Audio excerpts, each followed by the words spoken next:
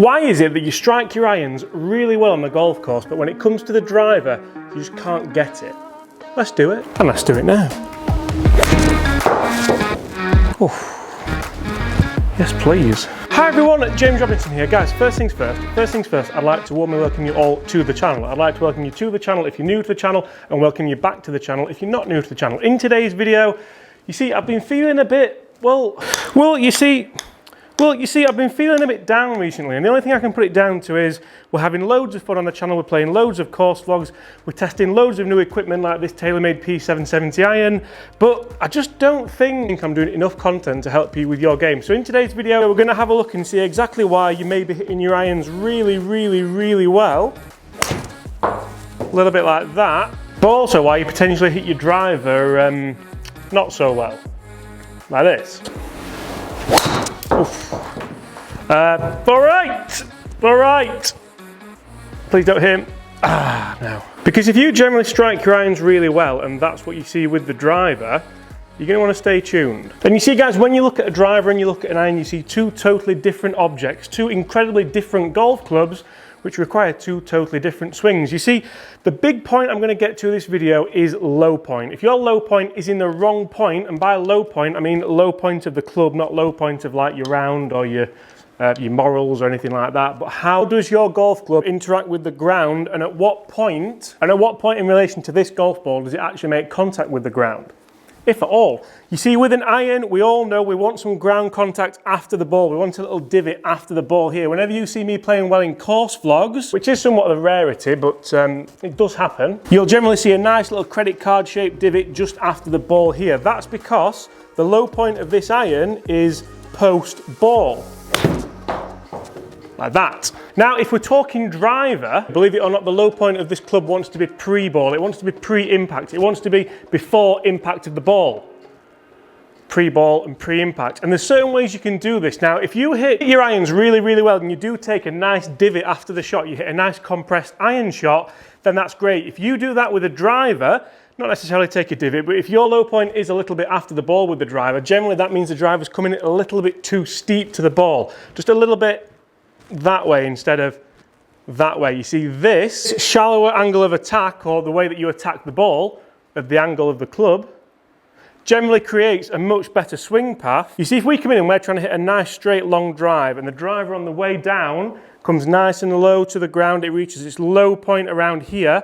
I saw a great video of Tiger doing this the other day, so I'll put this on screen now. Then the driver starts working its way up.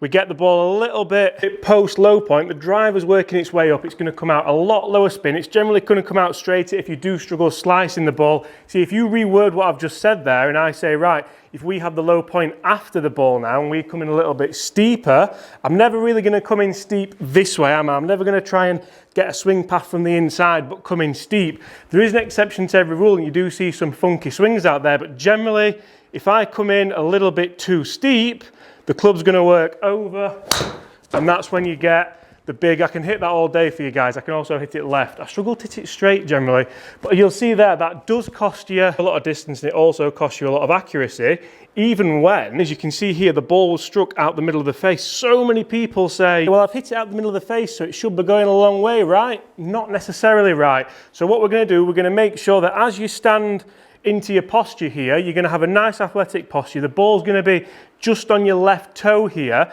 What that's going to do is allow plenty of room for the club to shallow out before the ball. I'm going to make sure my sternum's ever so slightly back from the centre. So again, we're going to feel like we're hitting the ball on the up. Then we're going to talk through the iron swing in a minute, but you're already good with irons because you've potentially clicked to watch this video. I'm good with my irons, but not my driver. I'm not good with them either, but I watch this, so we'll talk about it.